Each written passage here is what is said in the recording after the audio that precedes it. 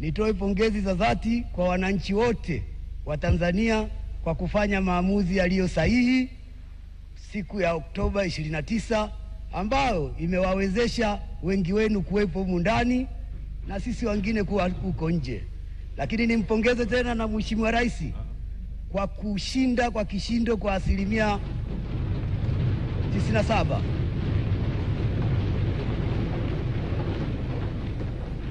Na wakumbusha mliambiwa msishangilie. Mheshimiwa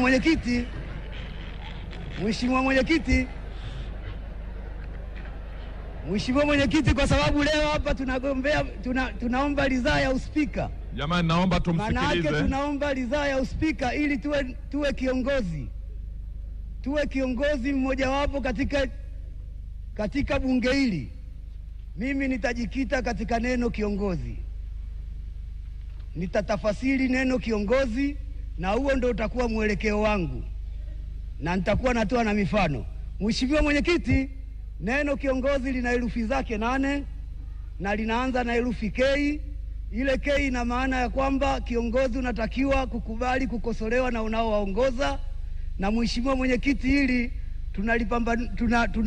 tuna ushahidi kwamba hata serikali ilipoingia awamu ya 3 ilipokuja ile DP World, Mheshimiwa Rais alikubali kukosolewa na waliokuwa wanawaongoza, lakini kwa bahati mbaya waliokuwa wanawaongoza wenyewe hawajakuja na mtidawa, walikuwa wanakosoa tu, hawasemi nini kifanyike. Mheshimiwa Mwenyekiti, herufi ya pili ni herufi I. Ina maana ya kuwa ijue tabia ya watu unawaongoza. Na Mheshimiwa Mwenyekiti, wote hapa ni mashahidi. Kwa Mheshimiwa Rais alipokuwa anajua tabia zetu sisi anaotuongoza, siku ile ya tarehe 3 baada ya kuapishwa na kutoa ile lockdown, watu wote walishangilia na maisha yameendelea. Mheshimiwa Mwenyekiti, herufi ya 3 ni herufi O. Herufi O ile ina maana ya kwamba onesha kwa vitendo. Unapotaka kiongozi kufanya jambo, basi wewe mstari wa kwanza kuonesha kwa vitendo. Na Mheshimiwa Mwenyekiti, waheshimiwa wabunge, wote sisi ni mashahidi. Mheshimiwa Rais alipokuja wakati anaongoza awamu ya 6 tulikuwa na COVID. Alipotaka watalii waje, alikuja na Royal Tour. Manake ile sasa alikuwa anasema, alikuwa ameonyesha kwa vitendo. Mheshimiwa Mwenyekiti, herufi nyingine ni herufi N.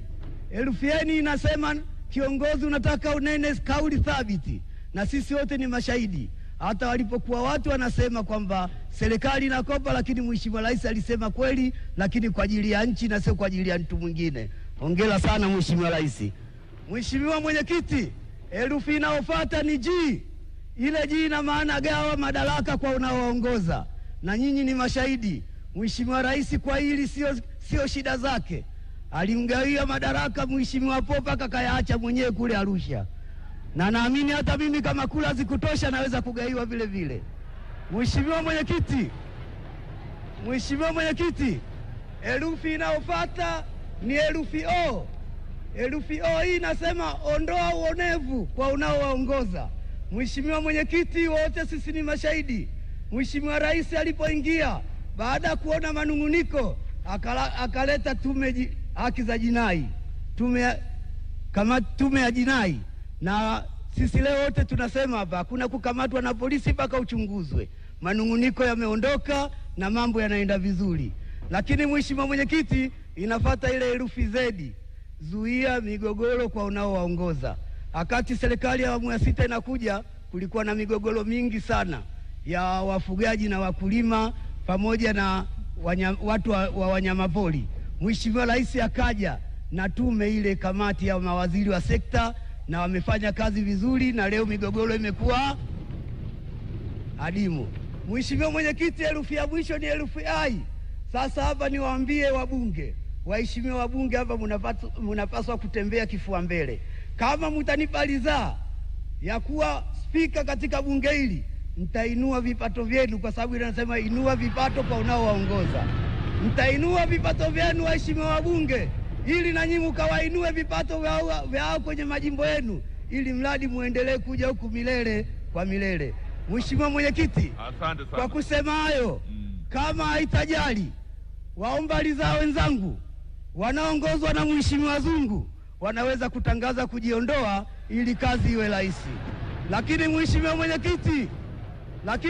mwenyekiti, mwisho, kama watakuwa na mgomo, wenzangu watakuwa na mgomo kwa neno hilo nilolisema hapo mwanzo, basi naomba wabunge munipe kula nyingi, ikiwezekana na mimi nishinde kwa 97%. Asante sana.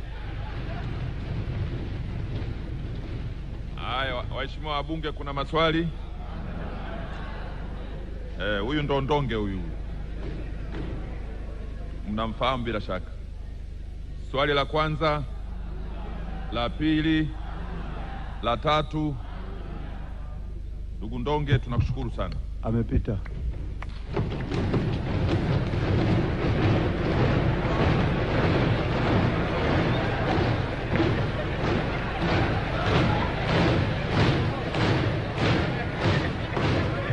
Amepita.